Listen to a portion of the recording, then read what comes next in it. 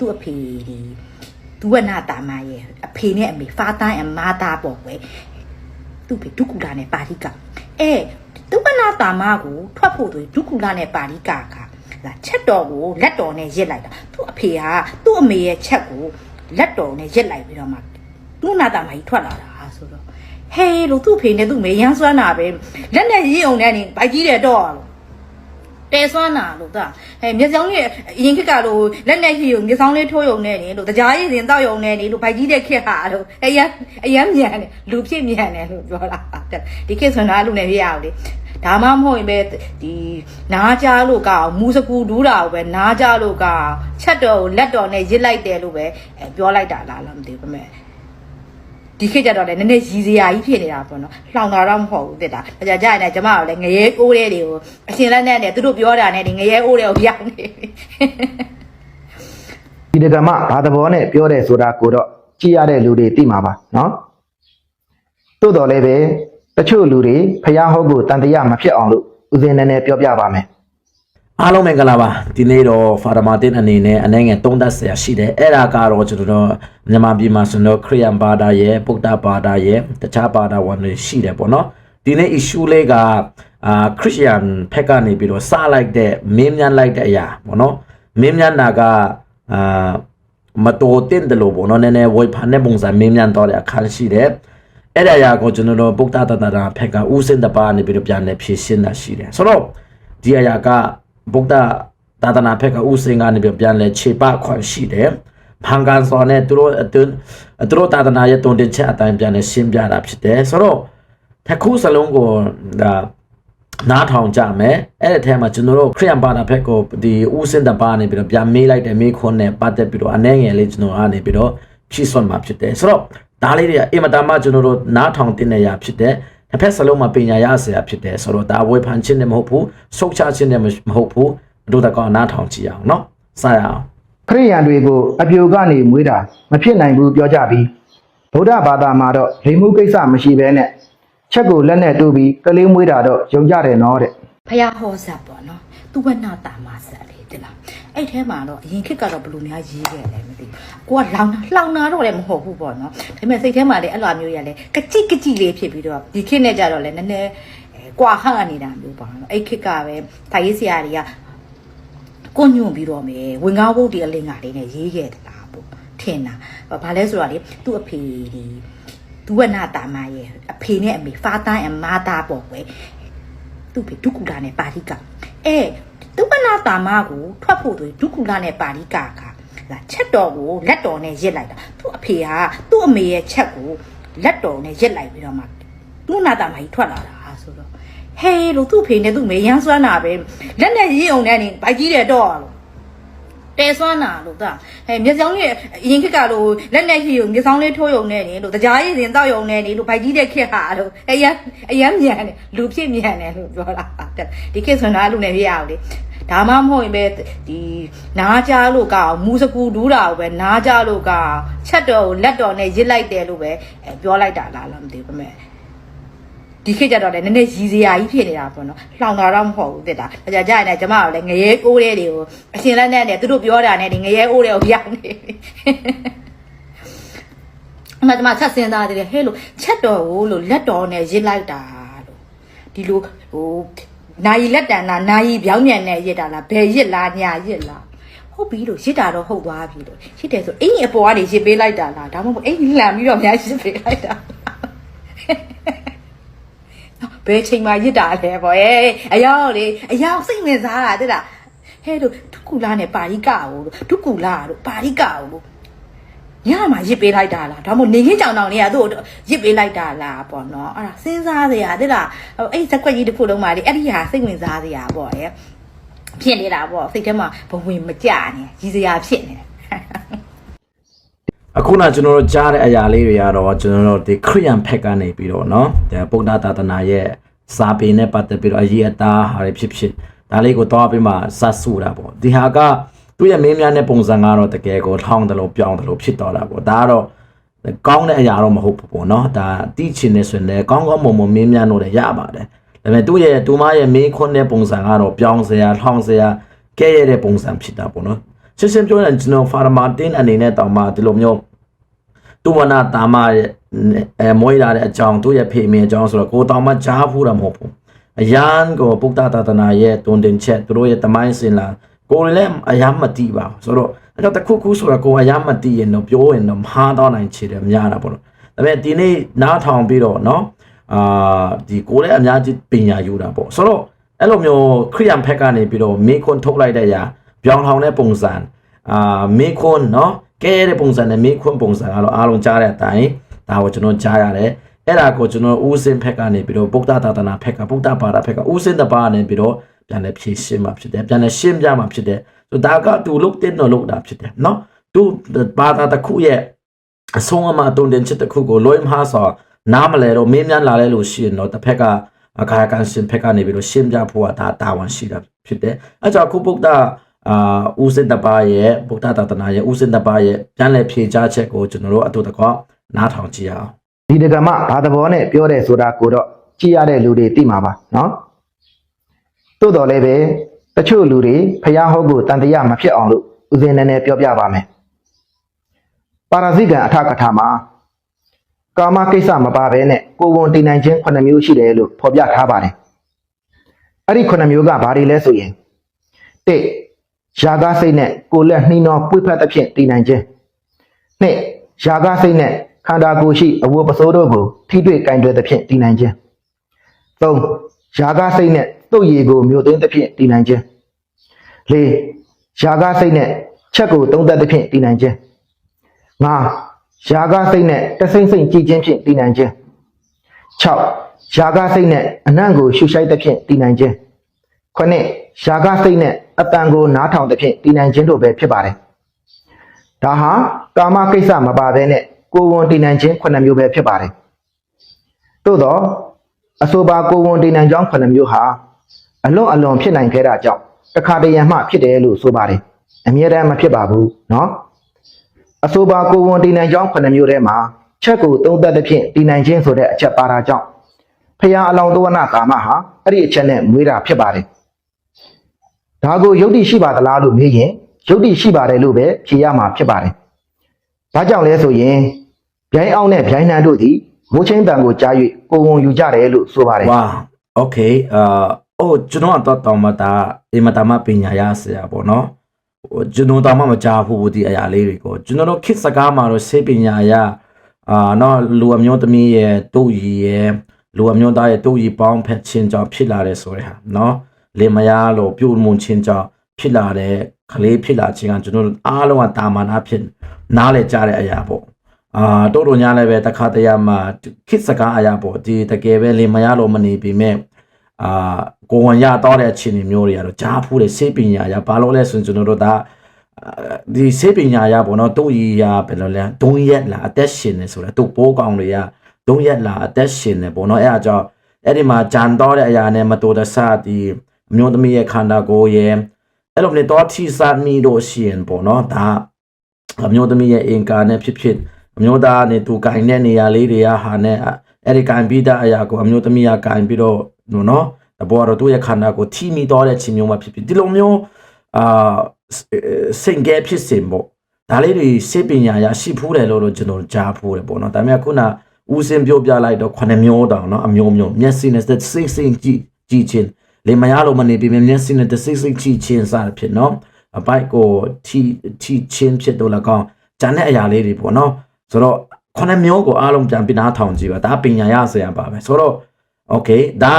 လူယောက်ျားနဲ့လူမိန်းမဒီလိုမျိုးလေမရတော့ပုံစံကိုမနေရင်တောင်မှဒီလိုမျိုးဖြစ်နိုင်တဲ့အရာတွေအပြင်ပမှာဖြစ်နိုင်တဲ့အရာတွေပေါ့နော်ဒါသူလည်းပြောတယ်ဦးစင်းနဲ့ပြောတဲ့အတိုင်းထူးခြားတဲ့ဖြစ်စဉ်မျိုးအမြဲမဖြစ်တဲ့အရာပေါ့နော်အခုနစေပညာရတော့ဘယ်လိုပြောတို့ရီအမျိုးသမီးတို့ရီနဲ့အမျိုးသားရဲ့တို့ရီအဲ့ဒီနှစ်ခုကမတော်တဆလူချင်းမထီရင်တောင်မှပစ္စည်းရနဲ့တဆင့်လက်တွေရနဲ့တဆင့်ဘာညာပေါ့ထိစားမိပြီးတော့ကိုယ်ဝန်ရနိုင်ခြင်းဆိုတဲ့အမျိုးကျွန်တော်တို့ကြားဖို့ကြားတယ်နော်စေပညာရဆိုတော့ဝါဘာဖြစ်ဒါပညာဘဟုတုတာဖြစ်တယ်ဒါပြီးတော့ဆက်လက်ပြီးတော့ဦးစင်ရဲ့ဖြေစားချက်လေးကိုဆက်လက်နားထောင်ရအောင်ဒါကိုစာတင်မှုတဲ့ယဟန်မှန်သမျှသိပါတယ်နောက်ပြီးတခါတရံမှာတချို့သောကျမတို့သည်ကျက်ဖားဤတွန်တန်ကိုကြားရသဖြင့်ကိုယ်ဝန်ယူရတယ်လို့ဆိုပါတယ် ဦးစင်းရဲ့အတိတယောက်တကားအိမ်မှာကြက်တညင်လေးတွေမွေးထားတာတွေ့လို့ဒီကပေါက်တာလဲလို့မေးတဲ့အခါမှာသူ့အိမ်ကရှိတဲ့ကြက်ကြီးကပေါက်တာလို့ပြောပါတယ်ကြက်ကြီးကကြက်တညင်ပေါက်သလားလို့မေးတဲ့အခါမှာ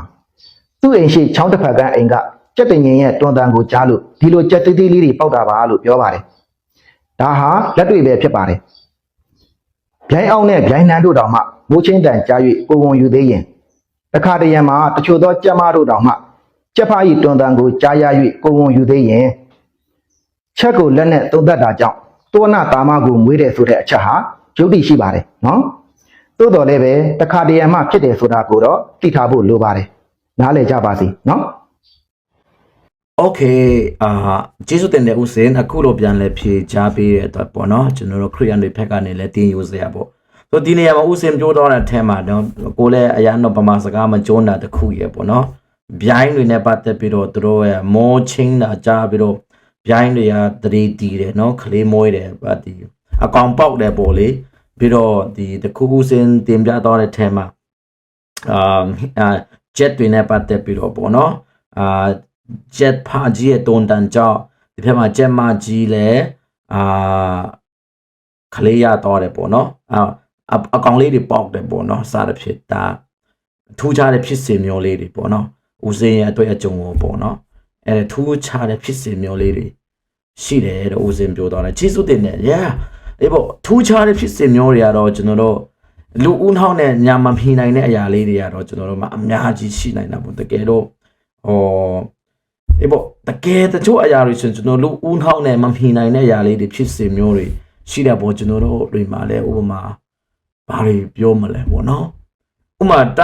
ဒီတိပ္ပံလောကမှာဆိုရင်တမျိုးနဲ့တမျိုးပေါင်းစပ်လိုက်ရင်တမျိုးဖြစ်တော့တာမျိုးပေါ့နော်ဒါလေးတစ်ခုဥပမာဆိုတော့ဒါတွေကလူမျက်စိနဲ့မမြင်နိုင်တဲ့အရာလေးဖြစ်စဉ်ကျွန်တော်တို့တချို့လူတွေကတော့ဒါတဘာဝတရားကြီးကြောင့်ဖြစ်သွားတယ်ပေါ့လေနော်အေးအဖက်မှာတကယ်ကိုရီးယားရဲ့အဲ့ဒီ jet တကောင်နဲ့ jet မတကောင်ကအမြဲတမ်းလိုက်ပြီးတော့တော်လိုက်ပြီးတော့ jet မတကောင်ဟိုဖက်တော်တယ်လား jet ဖတ်တကောင်ဟိုဖက်တော်တယ်လားသူတို့ mix လိုက်ကြတယ်လားဆိုတော့ဘယ်သူမှမတမ်းမယူတာပေါ့နော်ဒါလည်းကျွန်တော်တို့မသိရဘူးတကယ်လို့လည်းအဲ့လိုမျိုးတော်လာရင်းနဲ့လည်းခလေးပေါက်စားရရှိနိုင်တာပေါ့အိုးတော့မဟုတ်တကယ်လည်းလို့လည်းမဟုတ်ပဲနဲ့အဲ့လိုမျိုးပေါ့လေ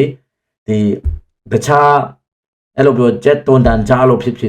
စ်နိုင်တာပေါ့ဒါအလုံးမ exception case ပဲပေါ့နော်ဆိုတော့ဒါလေးတွေကဘဟုတုတရဆက်ဖြစ်တယ်ဒါကတဘာဝရဲ့အလွန်မှာဖြစ်ပြတဲ့ထူးခြားတဲ့ဖြစ်စဉ်တွေဖြစ်တယ်နော်ဆိုကေ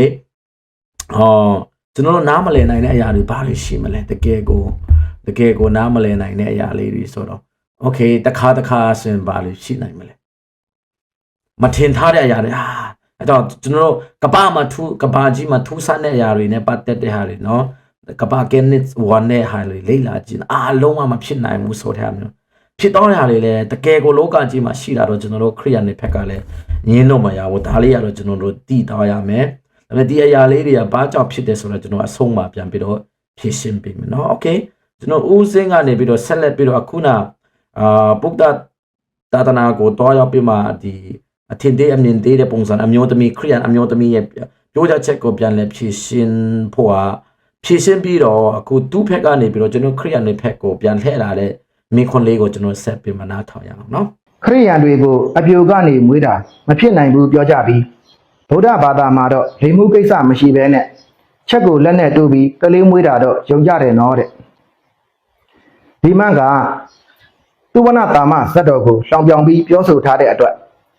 ဦးဇင်တုတ်ပြန်ပြီးပြောဆိုထားတဲ့ပို့ထဲမှာလာမှန်ထားတာပါနော်သိထားကြနော်ကိုယ့်ရဲ့ဗုဒ္ဓဘာသာဝင်လူတစ်ယောက်ကကိုယ့်ဘာသာရဲ့အကြောင်းကိုဂဂနာနာမသိပဲထင်ရပြောလိုက်တဲ့အတွက်အခုဘာသာခြားကတန်းလာညှိပြီနော်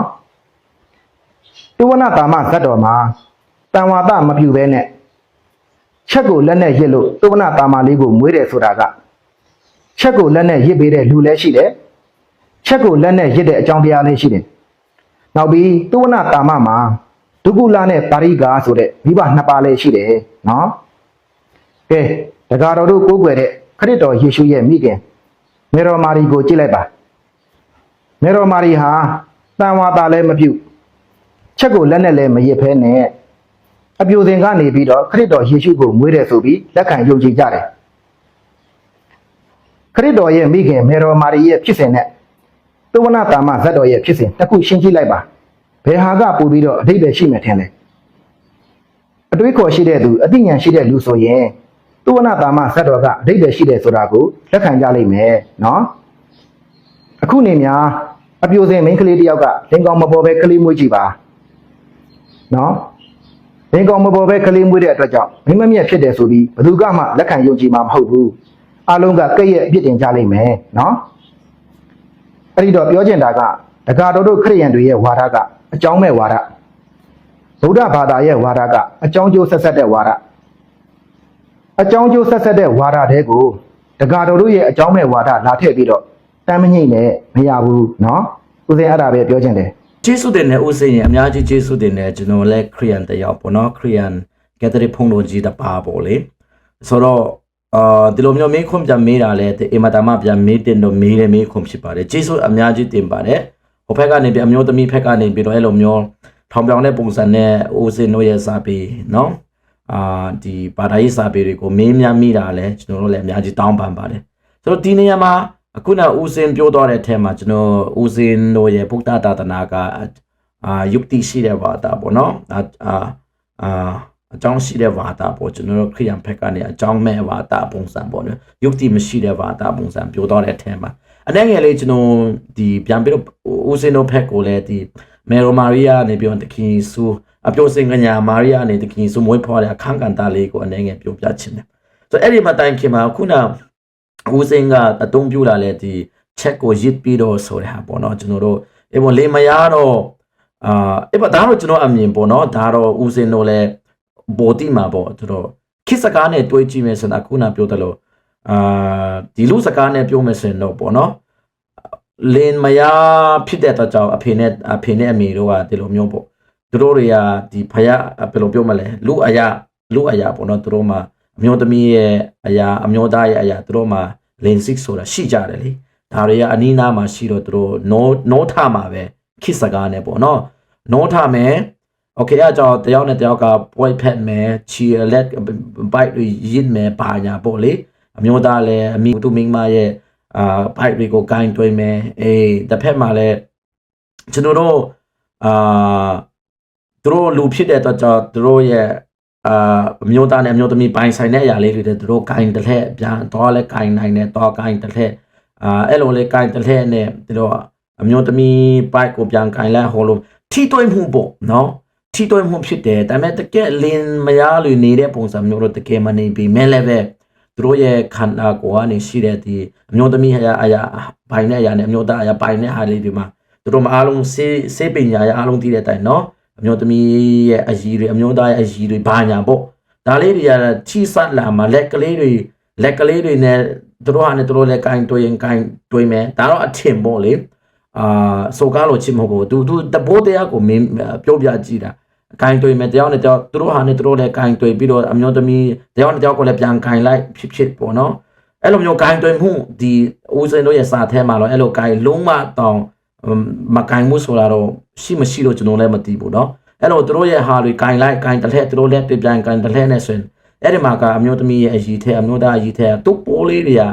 ကဘာလာနိုင်တာပေါ့ဘာလာနိုင်တော့လေဒါကသူတို့ကလေးသူတို့ရဲ့သားလေးသူ့ဝနာဒါမှသားလေးပေါ့သူတို့ဖယားလောင်းလေးကိုသူတို့မွေးတာလည်းဖြစ်နိုင်တာပေါ့ဆိုတော့ဘယ်လိုပြောသူတို့ရဲ့စိတ်ဆန္ဒကတော့ဒီအုပ်စင်းနဲ့ပြောနေတဲ့အတိုင်းပဲเนาะ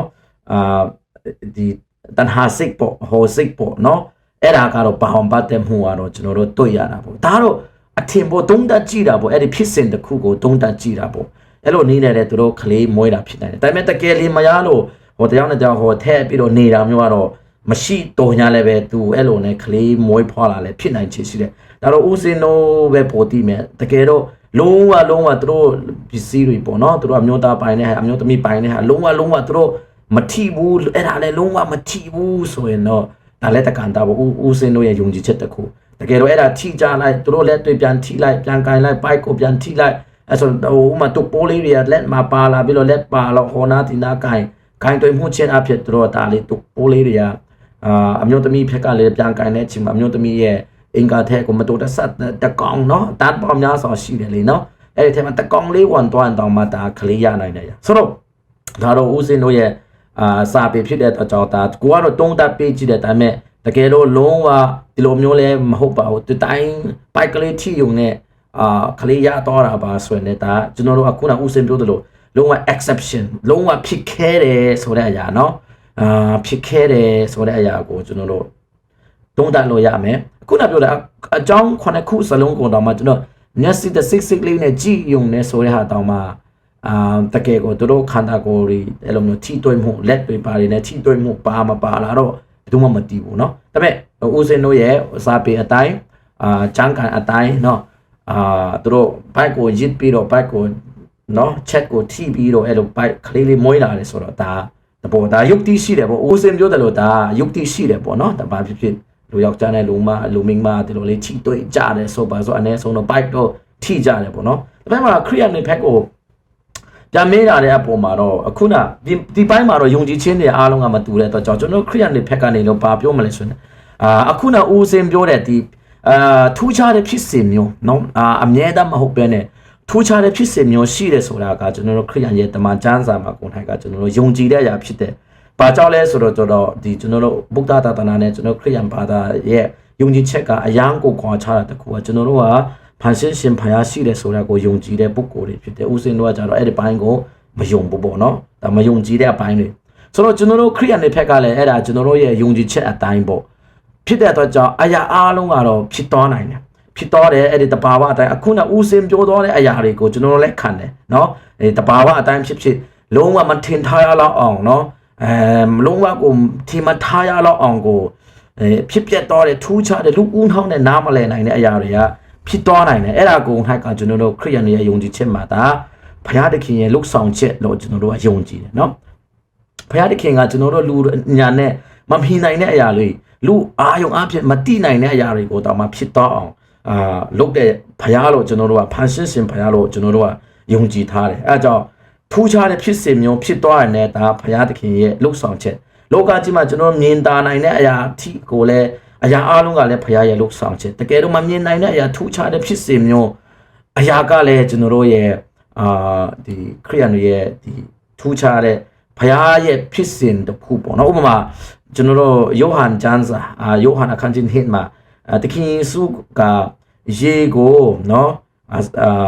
တကယ်လူတွေရှိမှဘာမှဟိုစေးတကြားတွေဘာညာမထက်ပဲနဲ့သူကရေကိုပဲဖြည့်ခိုင်းပြီးတော့အဲ့ဒါကိုရေခတ်ပြီးတော့တောက်ခိုင်းလိုက်တဲ့အချိန်မှာနော်လူတွေအားလုံးကလည်းရေပဲထည့်တာကြည့်တယ်ဘာမှတခြားအချိုရည်တွေဂျန်တဲ့ရည်တွေသူတို့ဘယ်သူမှမထဲဘူးတက်တေတွေကိုတိုင်ရှိတယ်သူလည်းထပ်ပွဲကာနာမျိုးလည်းထပ်ပွဲမှာအဲ့ဒီထဲမှာပေါ့နော်ရေကိုဖြည့်ခိုင်းပြီးတော့ရေတွေပြည့်ခါမှတခင်ဆိုရေအဲ့ဒီရေကိုခတ်ပြီးတော့တောက်ကြည့်ပါဆိုပြီးမှဘွေးအုပ်ကိုပြောတော့ဘွေးအုပ်ကနေပြီးတော့တောက်ကြည့်တော့တခါအဲ့ဒီမှာရေမဟုတ်တော့ပဲနဲ့စပြည့်ရဖြစ်သွားတာပေါ့ဆိုဒါကလည်းအင်မတန်မှဦးစင်းတို့အနေနဲ့ဒါတော့ထူးခြားတဲ့ဖြစ်စဉ်မျိုးကတော့ဖြစ်တတ်တယ်ဆိုပြီးတော့ယုံကြည်ရင်လည်းယုံကြည်နိုင်တာပေါ့နော်ခုနဦးစင်းပြောတယ်လို့လေမရလို့မနေပဲနဲ့ခလေးမွေးသွားတယ်ဆိုတဲ့အပိုင်းလိုမျိုးပေါ့ဆိုတော့ကျွန်တော်တို့မှာကထူးခြားတဲ့ဖြစ်စဉ်မျိုးရှိတာအများကြီးရှိတယ်နော်ဥပမာဆိုရင်ကျွန်တော်တို့တမန်တော်ဝတ္ထုကျမ်းမှာဆိုရင်ကျွန်တော်တို့ပေတရုခရစ်တော်ရဲ့တပည့်တပန်းဖြစ်တဲ့ပေတရုဆိုရင်သူကဒီလိုလေးလမ်းလျှောက်လာလေနေအောင်ကကျွန်တော်တို့အယိပါတယ်လေနော်မနေ့ပိုင်းဆိုအယိကရှေကြီးပေါ်တယ်ကျွန်တော်တို့ရဲ့ခန္ဓာကိုယ်ရဲ့အယိက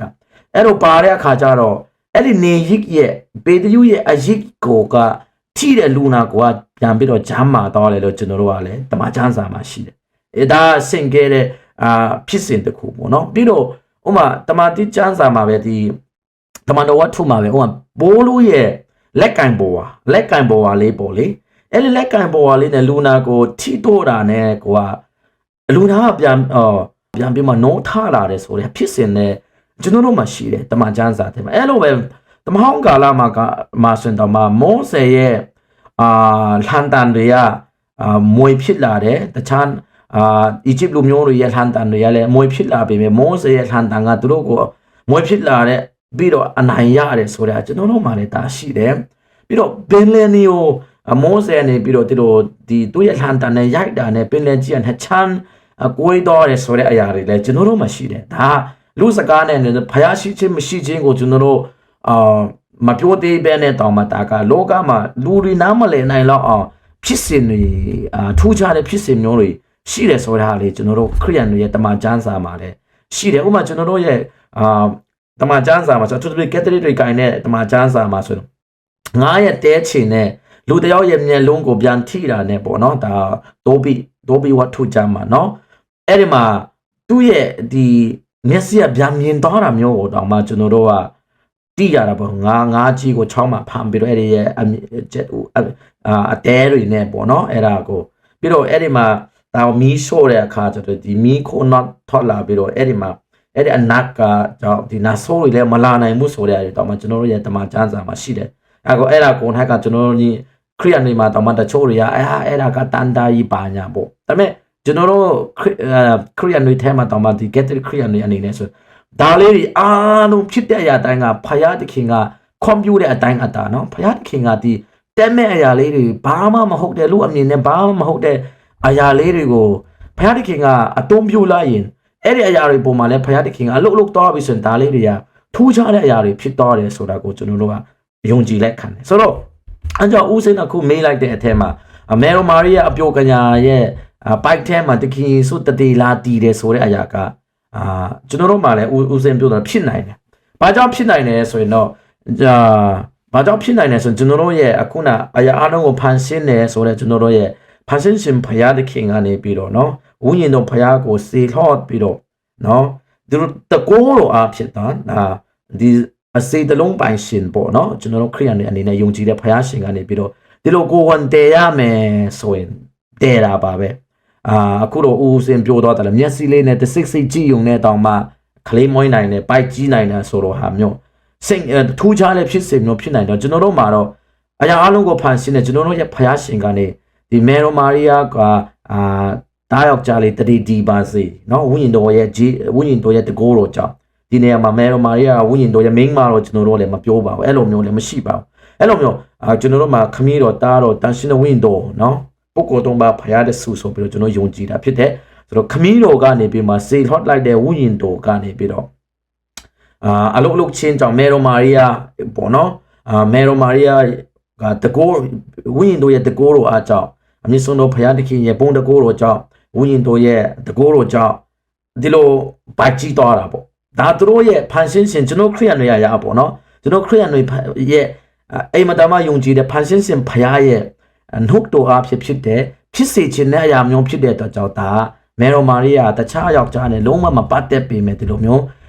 တားယောက်ျားကျွန်တော်တို့ကိုးကွယ်တဲ့သခင်ယေရှုကိုလူစားတိခံလာတဲ့အချိန်မှာမွေးဖွားတန်းစင်ပေးတယ်ဆိုတာကျွန်တော်တို့ကယုံကြည်တာဖြစ်တယ်ဆိုတော့ဒါတော့ဦးစင်တို့ဘက်ကတော့ယုံမှာတော့မဟုတ်ဘူးပေါ့နော်ဖန်ဆင်းရှင်ရှိတာကိုမယုံကြတဲ့အတွက်ကြောင့်ကိစ္စမရှိဘူးဒါပေမဲ့အခုနကျွန်တော်တို့ပြန်ပြီးမှထိုင်းရှင်ရှိရင်ဦးစင်ပြောတယ်နော်မျက်စိကလေးနဲ့တယောက်နဲ့တယောက်ကြည့်နေုံနဲ့ပိုက်ကြည့်တော့နိုင်တယ်ဟိုမှာဒီချက်ဖာကြီးတုံတန်တခုကြောင့်ဒီအချက်မကြီးပိုက်ကြီးတာမဟုတ်ပါခလေးပေါက်စားရရှိလာနိုင်တယ်ပေါ့နော်ဟိုဒီလိုမျိုးပဲအဲ့ဒီအရာအားလုံးတောင်မှကျွန်တော်တို့ခရိယန်တွေရဲ့စိုးတောက်ကနေကြည့်မယ်ဆိုရင်ဒါ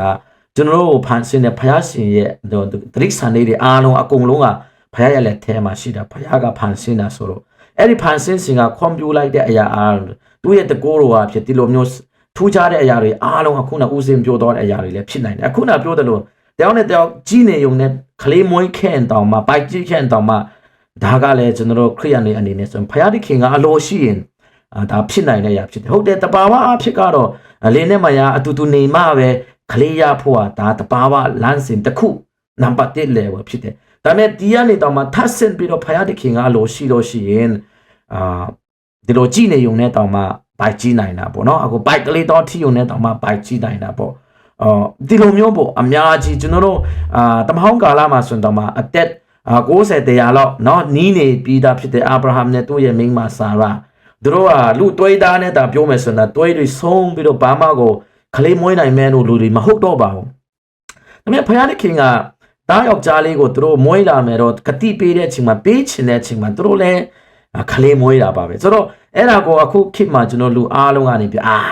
လူအမျိုးသမီးအသက်50လောက်ဆိုရင်ကိုမရနိုင်တော့ဘူးပေါ့နော်ခုခေတ်အရာကြည့်မယ်ဆိုရင်မဖြစ်နိုင်ဘူးဆိုတာလေကျွန်တော်ခရိယန်တွေရဲ့ကျမ်းစာမှာကိုယ်ကမဖြစ်နိုင်ဘူးဆိုတဲ့ဟာတွေလို့ဖြစ်တော့မလို့ဖြစ်တယ်ဒါပေမဲ့ကျွန်တော်တို့ခရိယန်တွေအနေနဲ့ခုနပြောတဲ့အတိတ်က ကျွန်တော်ကိုယ်ကိုယ်နဲ့ဖယားရှင်ကဖြစ်စေခြင်းပြီးဆိုအသက်ဘလောက်ပဲဖြစ်ဖြစ်အသက်တရားတော့မဟုတ်90အဲ့လိုလေးတွေရှင်းတော့မှခလေးရနိုင်တာနော်အဲ့တော့အဲ့လိုကြောင့်ပဲဖယားပေးတာမလို့တို့ကတကယ်အသက်အရွယ်အကြီးကြီးနဲ့တောင်မှတို့တောင်မှမယုံနိုင်တော့တဲ့အချိန်မှာဘယ်လိုတော့ငါတို့ခလေးရမှာလဲလို့ထင်နေတဲ့အချိန်မှာတို့ရဲ့တာအီဇတ်လေးကိုတို့ရတာအော်တမတိကာလာမှာလည်းဒီအမြုံမဖြစ်တဲ့ Elizabeth နဲ့ဒီဇာခရီယာပေါ့နော်သူတို့လည်းအသက်အရွယ်ကြီးရင်ပြီးခလေးကလုံးဝမရနိုင်ကြတော့ဒါပေမဲ့ဒီအဲ့ဒီမာရီကိုနင်ခလေးမွေးလာမယ်လို့လာပြောတဲ့ကောင်းကင်တမန်ကပေါ့နော်သူအခုဆိုရင်ကိုဝန်ရတာ6လတောင်ရှိနေပြီလို့လာပြောတာအဲ့ဒီအချိန်မှာဒါမာရီရဲ့အတော်ပေါ့လေအတော်ကကိုဝန်တောင်မှ6လရှိနေတော့မာရီတောင်မှဟာလို့လည်းအမြုံမအခုမှကိုဝန်က6လရှိနေတာဆိုတာသူတော်မှအော်တော်တာအခန်းကြီး1နှစ်တစ်ခုလုံးကိုကြည့်ရတာလေးတွေတွေ့ရတာပေါ့ဆိုတော့အဲ့ကြောင့်ဖြစ်ပေါ်စေခြင်းတဲ့ပုဂ္ဂိုလ်ကကျွန်တော်ခရိယန်ရဲ့စုတောက်ကနေဆိုရင်ဖယားဖြစ်တယ်ဖယားတဲ့ခင်ကဖြစ်ပေါ်စေခြင်းပြီးလုစေခြင်းပြီးဆိုရင်ဒါလေးအားလုံးခုနဦးစင်ပြောတော့တဲ့အချက်တွေအားလုံးကဖြစ်နိုင်တယ်အဲ့ကြောင့်ကျွန်တော်တို့ဒီဦးစင်ပြောတဲ့ဒီဖယားလောင်းသူဝနာဒါမရဲ့အဖေမေနော်လေမရလို့မနေပဲမဲ့ဘိုက်ကြီးပြီးတော့ခလေးဖယားလောင်းလေးမွေးလာတဲ့ဆိုတဲ့ယုံကြည်ချက်ကိုကျွန်တော်တို့နားလည်လို့ရတယ်တလားကျွန်တော်တို့ကဘာကြောင့်လဲကျွန်တော်တို့အနေနဲ့ဖန်ဆင်းရှင်လူအားလုံးကိုဖယားဖန်ဆင်းတဲ့တော့ကြောင့်ဖယားတခင်ကသူဖန်ဆင်းတဲ့အရာတွေကိုတမျိုးတစ်ဖုံလေးလူဦးနှောင်းနဲ့မမြင်နိုင်အောင်ဖြစ်စေမျိုးကိုလုတ်ချင်ပြီးဆိုရင်ဒါဖြစ်တော်နိုင်တဲ့တော့ကြောင့်ကျွန်တော်အနေနဲ့တော့ဦးစင်ပြောတဲ့နော်ဖယားလောင်းလေးရဲ့ဖေနဲ့မေလေးမရလို့အတူမနေပေမဲ့ဘိုက်ကလေးကိုတော့ရစ်ယုံနဲ့တော့ထီယုံနဲ့အချက်ပေါ်လေနော်ခလေးမွေးလာတယ်ဆိုတာကျွန်တော်တို့ဖယားတခင်ကတာမျိုးကလုတ်နိုင်တယ်ကျွန်တော်တို့ဖန်ဆင်းရှင်ဖယားတခင်ကတာမျိုးလုတ်နိုင်တာပေါ့အဲ့လိုမျိုးပေါ့နော်ဒီအတွေ့အရွယ်အရန်ကြီးတော်တဲ့လူတွေတောင်မှခလေးပြန်ရစေတဲ့ဖယားဖြစ်တယ်ဒီလိုမျိုးထူးခြားမှုတဘာဝကိုလွန်ခဲ့ပြီးတော့တဘာဝတရားကြီးအလုံးမရှိတဲ့ဖန်ဆင်းရှင်ဖယားကဒီလိုကျွန်တော်လူဦးနှောင်းနဲ့မမြင်နိုင်တဲ့အရာမဖြစ်နိုင်ဘူးတော့ကျွန်တော်တို့ပြောတဲ့အရာတွေကိုဖြစ်နိုင်စေတယ်ဆိုတာကျွန်တော်ယုံတယ်အဲကြောင့်မာရီယာလည်းအဲ့ဒီနင်သားယောက်ျားမွေးမယ်လို့လာပြောတဲ့အချိန်မှာဘယ်လိုလုပ်ဖြစ်နိုင်မလဲပေါ့နော်မဖြစ်နိုင်ဘူးသူတောင်မှသူတို့ယောက်ျားနဲ့လည်းမပတ်တဲ့ဘူးယောက်ျားသူကပေးစားထားတာတော့ဂျိုးဆက်တော့ရှိပြီးသားဒါပေမဲ့အတူတူတော့မနေကြသေးဘူးနေကြမှာလည်းမဟုတ်ဘူးပေါ့လေနော်အတူတူနေတာတွေလည်းမရှိသေးတော့သူကိုယ်တိုင်လည်းပြောငါယောက်ျားကိုမတီးဘူးယောက်ျားနဲ့မနေဘူးဘယ်လိုလုပ်ခလေးမရနိုင်မလဲဆိုအဲ့ဒါကောင်းကင်တမန်အဲ့ဒီဖယားဆရာနေလာတဲ့အရာဘုတ်ကိုမကောင်းကင်တမန်ကပဲဖယားပြောခိုင်းတဲ့စကားကိုဘယ်လိုပြောတယ်လဲဆိုရင်ဖယားတခင်နဲ့မဖြစ်နိုင်ဘူးဆိုတာမရှိဘူးတဲ့အဲ့တော့နေအမြုံမကြီးတောင်မှအခုခလေး6လရှိနေပြီဘိုက်ကြီးက6လတောင်ရှိနေပြီအဲ့ဒီဘိုက်ထဲမှာရှိတဲ့လူကတော့ယိုဟန်ပေါ့နော်ယိုဟန်ပါတစ္စတာဆိုတော့စဉ်းစားပြီးမှခြုံယုံပြီးမှစဉ်းစားကြည့်နေဦးစင်ပြောတဲ့အရာတွေကျွန်တော်တို့ခရိယန်ဘက်ကနေကောင်းကောင်းကြည့်မယ်ဆိုတော့ဖယားတခင်ကကျွန်တော်တို့ခရိယန်တွေအတော်ထဲပဲဖြစ်ခရိယန်ဖယားတော်တက်မဟုတ်ဘူးတလားဖယားတခင်အားလုံးကိုဖန်ဆင်းတယ်လို့ကျွန်တော်တို့ယုံကြည်တယ်တော့ဘယ်သူလူသားမဆိုလူတိုင်းကိုလည်းဖယားတခင်ကဖန်ဆင်းတယ်ဒီဖြစ်စဉ်မျိုးအားလုံးကိုလည်းဖယားတခင်ရဲ့လက်ထဲမှာရှိတယ်ဖန်ဆင်းရှင်ရဲ့လက်ထဲမှာရှိတယ်တော့ကြောင့်ခုနဦးစင်ပြောတဲ့အရာတွေတောင်မှဒါဖယားတခင်ကခရိယန်တရားမဟုတ်ပေမဲ့လည်းဖယားတခင်ကတခါတလေခရိယန်မဟုတ်တဲ့ပုဂ္ဂိုလ်တွေဖယားကိုမယုံတဲ့လူတွေတောင်မှအတုံးပြတယ်တဲ့လားဥမာဓမ္မဟောင်းကာလမှာဆိုရင်အဲ့လိုမျိုးCyrus the King တော့နတ်ဖယားကိုကိုးကွယ်တဲ့ကျူးလူမျိုးရဲ့ဖယားကိုမကိုးကွယ်တဲ့လူတောင်မှအတုံးပြတာတဲ့လားအဲ့လိုမျိုးပဲလူတကာကိုတုံးချင်ပြီးဆိုရင်တုံးတယ်ခရိယန်ဟုတ်မဟုတ်တခါတည်းဣဇဲလူမျိုးဟုတ်မဟုတ်တုံးတာပဲဖယားတခင်ကအဲ့လိုမျိုးတုံးတဲ့အတွက်ကြောင့်အခုနဦးစင်ဖော်ပြတဲ့အရာတွေနော်ဖယားလောင်းသူဝနတာမရဲ့အဖြစ်အခြေအနေတောင်မှဒါ outside နော်ကျွန်တော်တို့ကျိုးလူမျိုးရဲ့တမိုင်းရဲ့အပြင်ပါမှာဒီခရိယန်ရဲ့တမိုင်းရဲ့အပြင်ပါမှာဘယ်လူမျိုးမဆိုဘယ်တိုင်းသားမဆိုဘယ်ကဘာနဲ့မဆိုဘယ်အရာဝတ္ထုနဲ့မဆိုဘာတဲ့မဲနဲ့အရာမဆိုဘာအရာနဲ့မဆိုဖယားတခင်ကလှုပ်တယ်ဆိုတာဟာကိုကျွန်တော်တို့ကအဲ့လိုလို့ကျွန်တော်တို့ယုံကြည်တယ်ပေါ့နော်ဆိုတော့အဲ့ကြောင့်ဦးစင်ပြောတဲ့မဖြစ်နိုင်ဘူးဆိုတဲ့ဟာတွေဦးစင်ကတော့ဖော်ပြပြီးဒီလိုလေးရှိတယ်ဖြစ်နိုင်ချေโอเคကျွန်တော်ဒါအိမ်မတမလက်ခံစရာဖြစ်တယ်ကျွန်တော်တို့ဓမ္မကျမ်းစာကိုတေချာကြည့်တယ်ကျွန်တော်ခရိယန်တွေအတော့ကတော့ဘာမှငင်းစရာမရှိဘာကြောင့်လဲဖယားတခင်က outside of Christianity ခရိယန်တွေရပဲအပိုင်းကင်ထားတဲ့ဖယားမဟုတ်ဘူးတလားဖန်ဆင်းထားတဲ့လူတိုင်းကသူ့ရဲ့အလက်ထဲမှာရှိတာဖြစ်တဲ့ကြောင့်ဒီခရိယန်ရဲ့ပြင်ပဖြစ်ဣဇဲလူမျိုးတွေရဲ့ပြင်ပမှာဖြစ်ဒီကဘာကြီးရဲ့ပြင်ပစัจ java ရဲ့ပြင်ပမှာလည်းအလုတ်တဲ့ဖယားဖြစ်တယ်ဆိုတော့ တို့ညာပဲအခုလောကမှာပါတာတရားတွေဖြစ်တာတဲ့အခါကျတော့ဗုဒ္ဓဟိန္ဒူမွတ်စလင်အစ္စလာမ်ပေါ့နော်ပြီးတော့ခရစ်ယာန်ပါတာဘာညာဖြစ်လာတော့ကျွန်တော်တို့မှာအမြင်တွေမတူတာပဲရှိတာပေါ့နော်ဆိုတော့အေးပေါ့ဒီလောက်ဆွေးနွေးဆင်ပြေမယ်ထင်တယ်ဒီလိုပြောတော့ကျွန်တော်ဦးစင်းတို့ရဲ့ဗုဒ္ဓသာသနာရဲ့တုံတင်ချက်ကိုကျွန်တော်စန့်ကျင်တာတခုမှမပါဘူးလို့ကျွန်တော်ကိုယ်တိုင်စိတ်ထဲမှာခံယူတယ်အမှားစောကားချင်းတဲ့တခုမှမရှိဘူးလို့ထင်တယ်ဆိုတော့ဒါမျိုးလေးတွေနဲ့ပတ်သက်ပြီးတော့ပေါ့နော်ကျွန်တော်ပြောမှမှားမိတယ်တော့ထင်တော့လေဖာရမာတင်ကိုတိုက်ရိုက်ဆက်သွယ်ပြီးတော့ဒီလိုမျိုးဆွေးနွေးတာလေးပေါ့နော်ဖြစ်နိုင်ချင်းမဖြစ်နိုင်တာလေးတွေစသဖြင့်ကျွန်တော်တို့အမြင်လေးတွေဖလှယ်လို့လည်းရပါတယ်ဖာရမာတင်နဲ့အများကြီးဖိတ်ခေါ်တယ်ဆိုတော့အခုဦးစင်းကကျွန်တော်ဗုဒ္ဓသာသနာမြန်မာပြည်မှာနော်တော်တော်လေးကိုအလုပ်တဲ့ဦးစင်းဖြစ်တယ်ကျွန်တော်တို့ရဲ့ဗုဒ္ဓသာသနာမှာတကယ်ကိုအယံကိုတည်တယ်သူတို့ရဲ့သူသာသနာအကြောင်းသူပါတာအကြောင်းကိုကျွမ်းကျင်တယ်ဒါကကျွန်တော်ခရိယန်တွေတဲ့အတူယူတင်နေရဖြစ်တယ်ကျွန်တော်တို့ခရိယန်တွေတဲ့ကိုပါတာအကြောင်းကိုခရိယန်ရဲ့ဓမ္မကျမ်းစာအကြောင်းကိုတလုံးစားမဟုတ်ပဲနဲ့ကနာတီးဖို့လို့တယ်ခုနဦးစင်းနဲ့ပြောသွားပြီဒီတူတယောက်ကဗုဒ္ဓသာသနာထဲတူတယောက်ကပြောမှာမိတဲ့အရာလေးတွေကြောင့်တချို့လူတွေကလည်းပြန်ပြီးတော့သူတို့ကိုအမျိုးမျိုးပြန်ပြောလာတာပေါ့နော်ခရိယန်တွေဖက်ကလည်းသူတို့တောဝေဖန်တယ်လို့ဖြစ်တယ်အဲကြောင့်ကိုယ့်ရဲ့ပါဒတရားရဲ့တုံတင်ချက်ကိုဌာနစာကနာမတည်ရင်ကကျွန်တော်ပြောလိုက်မိတဲ့အမှားကြီးอ่ะလူတွေကအတုံးပြရင်ကျွန်တော်တို့မှာအများကြီးဖြည့်ရှင်းစရာတွေလိုအပ်လာတတ်တယ်အဲကြောင့်ဦးစင်းကလည်းခုလုပ်တာပေါ့နော်အဲ့လိုဦးစင်းကလည်းပြန်ဖြည့်ရှင်းပေးတယ်ဖြည့်ရှင်းပြင်းနဲ့ကျွန်တော်ခရိယန်တွေမှာနော်ယေရှုခရစ်တော်ကအပြိုကညာစင်ရဲ့ဘိုက်ထဲမှာတရေတီတဲ့အပိုင်းကိုမေးခွန်းထုတ်လာတော့ဖာရမာတင်ကလည်းအခုလိုမျိုးဖြစ်နိုင်ချေရှိတယ်ဦးစင်းပြောတဲ့အရာတွေလည်းဖြစ်နိုင်ချေရှိတယ်ကျွန်တော်တို့မေရိုမာရီရဲ့ဘိုက်ထဲမှာတားယောက်ျားလေးမွေးဖွားလာလဲဆိုတာလဲကျွန်တော်တို့အနေနဲ့ဖြစ်နိုင်ချေရှိတယ်နော်ဒါလေးတွေတဘာဝထက်လွန်ကဲတဲ့အရာတွေဖြစ်ဖူးတယ်ဖြစ်ခဲတယ်ဖြစ်ဖူးတယ်နောက်မှလည်းဖြစ်မှာပေါ့နော်အဲ့လိုမျိုးတဘာဝဖြစ်စဉ်ဒါပေမဲ့ကျွန်တော်တို့ခရိယန်တွေအနေနဲ့မေရိုမာရီရဲ့ဘိုက်ထဲမှာကလေးမွေးတာဆိုတာဒါတော့ဒီတက် universe တခုမှတစ်ချိန်ပဲဖြစ်မဲ့အရာပေါ့နော်နောက်မှာတော့မဖြစ်တော့ဘူးလို့ပြောချင်တာထူးခြားတဲ့ဖြစ်စဉ်မျိုးကတော့နောက်မှလည်းဖြစ်လာနိုင်တာပေါ့နော်တခြားအရာတွေနဲ့ပေါ့ဆိုတော့ဒီလောက်ဆိုတော့နားထောင်တဲ့ကျွန်တော်ရဲ့ဒီ audience တွေပေါ့နော်ဗုဒ္ဓသာသနာဖက်ကပုဂ္ဂိုလ်တွေလည်းဘယ်လိုထင်နေကျွန်တော် comment ပြီးတော့ကျွန်တော်တုံးတတ်တာလေးကိုပြန်ပြီးတော့ဝေဖန်ပေးကြပါအောင်လို့လည်းတောင်းဆိုတယ်ခရိယန်တွေဖက်ကလည်းကျွန်တော်တို့တခုခုတီးချင်တာခုနကျွန်တော်တို့လည်းအမျိုးသမီးတယောက်ကသွားပြီးမှပြောင်းထောင်ပြီးလို့အဲ့တော့မျိုးမကောင်းပါဘူးတီးချင်ကောင်းလေးမင်းမြတ်နာကောင်းတယ်ကောင်းလေးမင်းမြတ်ချင်းကအကျိုးရှိတယ်ဝေဖန်ဆုတ်ချခြင်းနဲ့ကျွန်တော်တို့အလုပ်ကိုစားလို့ရှိရင်အကျိုးမဖြစ်ဘူးအဲ့ဒါထက်တော့အမြင်မတူရင်တောင်မှကျွန်တော်တို့ကတပါတာနဲ့တပါတာကိုကျွန်တော် respect လိုအပ်တယ်လေးစားဖို့လိုတယ်အခုကျွန်တော်ပြောတော့တဲ့အထဲမှာလည်းကျွန်တော်ဦးစင်းတို့ရဲ့ဗုဒ္ဓသာသနာကျွန်တော်တို့ခရစ်တော်ကိုဖယားဖြစ်လက်မခံတာဖန်ဆင်းစဉ်ဖယားရှိတယ်ဆိုတာကိုလက်မခံတာတွေကျွန်တော်နားလည်ပြီးတယ်ဒါကိုသူတို့မှားတယ်လို့မပြောဘူးဒါသူတို့ရဲ့တွန်တင်ချက်ဖြစ်တယ်ဆိုတော့ဒါကိုကျွန်တော်ပြောပြပေးပြီးတော့ကျွန်တော်ခရိယန်ဖက်မှာအဲ့ဒါကတော့ဖန်ဆင်းစဉ်ရှိတယ်ဖန်ဆင်းစဉ်ကြောင့်အရာအလုံးဖြစ်ပေါ်နိုင်တယ်မထင်ထားတဲ့အရာတဘာဝထက်လွန်ကဲတဲ့အရာတွေလည်းဖြစ်သွားနိုင်တယ်ဖြစ်ဖူးတယ်ဖြစ်နေစေဖြစ်နိုင်တယ်အဲကြောင့်လေအဲ့ဒီနီလာနဲ့ဖယားရဲ့စုဂျေစုဖယားတကိုးတို့ကြောင့်ဒီမေရိုမာရီယာရဲ့ဘိုက်ထဲမှာ